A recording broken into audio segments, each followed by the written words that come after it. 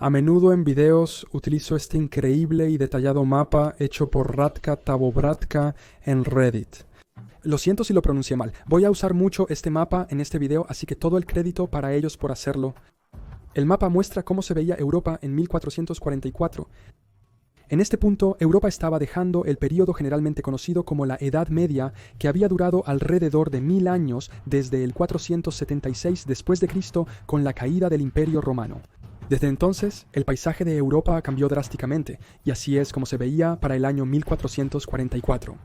Así que pensé que sería interesante recorrer el mapa, descubriendo las principales diferencias entre la Europa de entonces y la de ahora, específicamente en una cosa: ¿qué países existían en aquel entonces que ya no existen?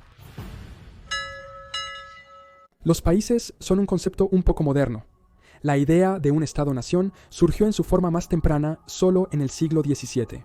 En este punto había un sistema feudal, con condes, duques, reyes y emperadores, cada uno gobernando pequeñas a grandes porciones de tierra y pagando vasallaje o teniendo como vasallos a otros que hacían lo mismo. Pero incluso si es esta ausencia de países lo que notamos, averigüemos dónde. Daré una breve descripción de cada antiguo país que encontremos. Si deseas, puedo crear videos más personalizados para cada uno.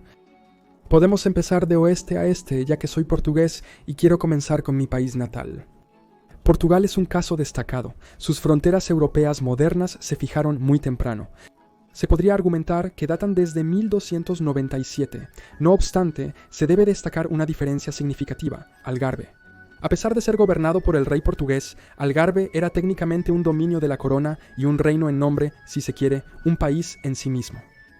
Con esta bandera idealizada que representa tanto al gobernante cristiano como al antiguo musulmán, técnicamente podría ser un país medieval que ya no existe, pero no realmente. En este momento, España aún no estaba unificada.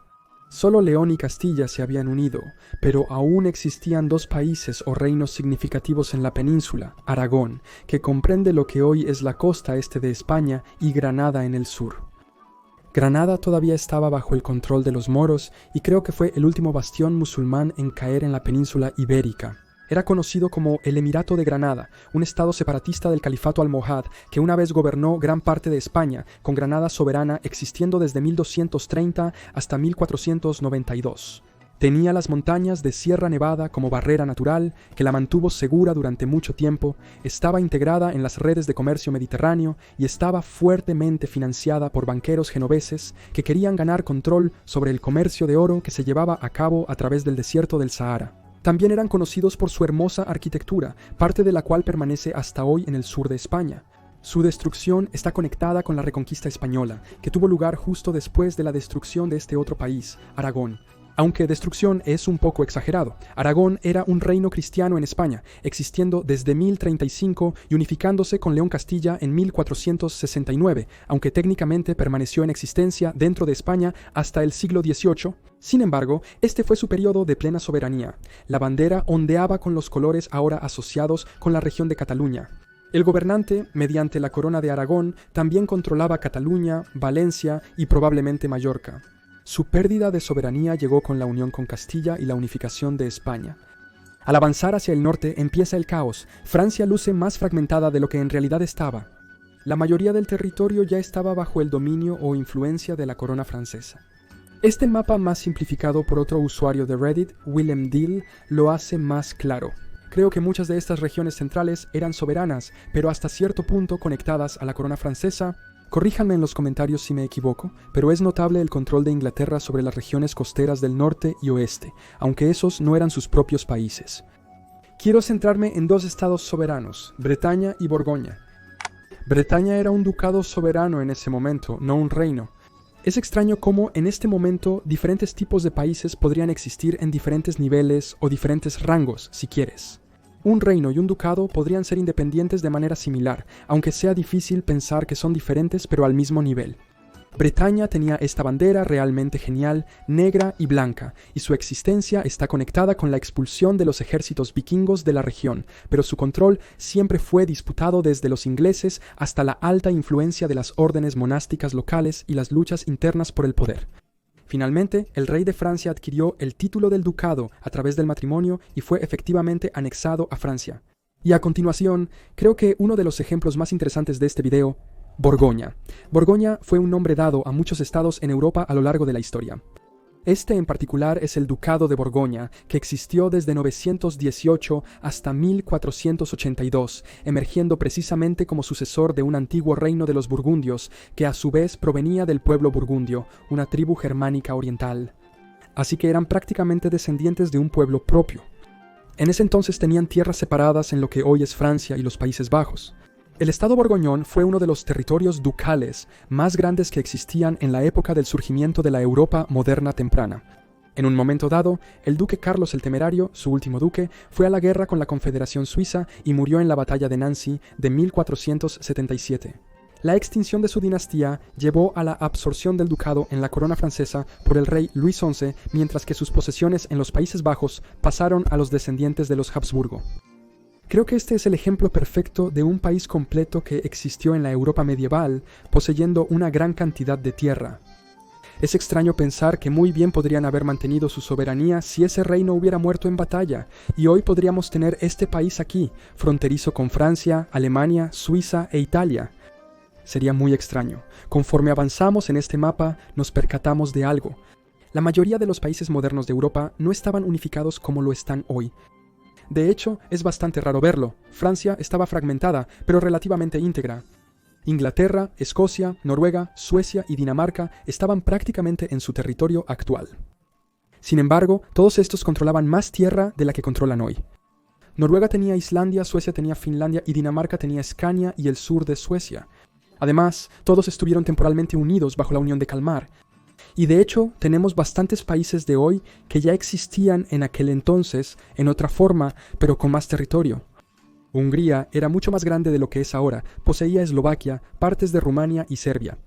De hecho, parece que Belgrado estaba bajo el dominio húngaro en ese momento. Curiosamente, a pesar de perder la soberanía varias veces, solo perdieron definitivamente estas tierras en el siglo XX con la Primera Guerra Mundial. Lituania también poseía gran parte de Polonia, Rusia, Bielorrusia y Ucrania. Este gran ducado de Lituania ocupaba una cantidad tremenda de tierra. Moldavia también era un poco más grande de lo que es hoy y, por supuesto, el Imperio Otomano era bastante grande, aunque aquí no se muestra en su máxima extensión territorial.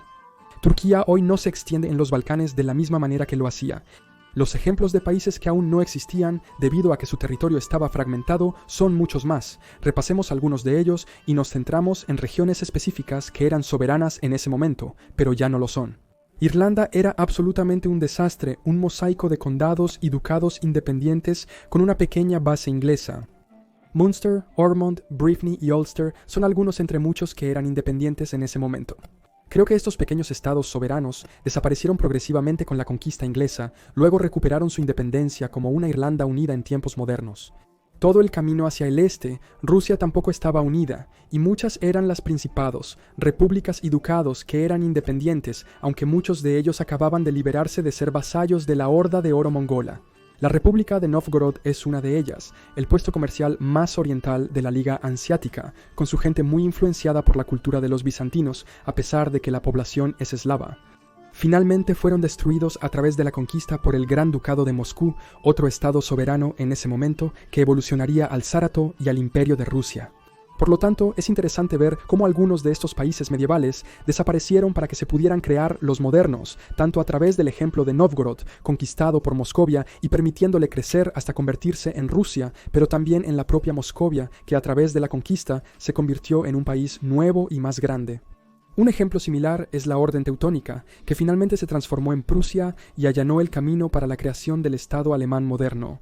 Mientras que una situación similar a la de Novgorod se encuentra en toda Italia, donde los diversos estados soberanos italianos como Venecia, Milán, Saboya, Génova, los estados pontificios y sobre todo Nápoles y Sicilia fueron finalmente destruidos para que pudieran unirse en Italia. Aunque no fue un proceso lineal y sucedieron otras cosas en el medio hasta el punto de la unificación italiana, aún así ocurrió.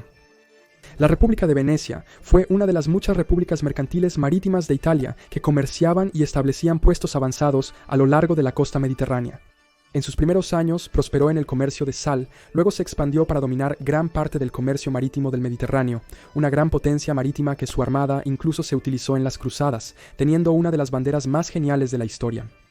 La apertura de nuevas rutas comerciales a las Américas y las Indias Orientales a través del Atlántico marcó el inicio de su declive como poderosa república marítima, perdiendo posteriormente su soberanía por ataques otomanos e invasiones francesas y austriacas. Génova es otro ejemplo de una república marítima de Italia, en ese momento también controlando Génova y sorprendentemente la costa sur de Crimea, tan lejos de su patria que era otro país soberano en ese momento, ocupando no solo gran parte del territorio actual de la península, sino que también se extendía hacia el sur y el este de Ucrania. El Kanato de Crimea utilizó esta interesante bandera azul y era un estado tártaro. Existió desde 1441 hasta 1783, el más longevo de los kanatos turcos que sucedieron al Imperio de la Horda de Oro. En 1783, el Imperio ruso los anexó, violando un tratado de 1774 que había garantizado la no interferencia tanto de Rusia como de los otomanos en los asuntos de Crimea.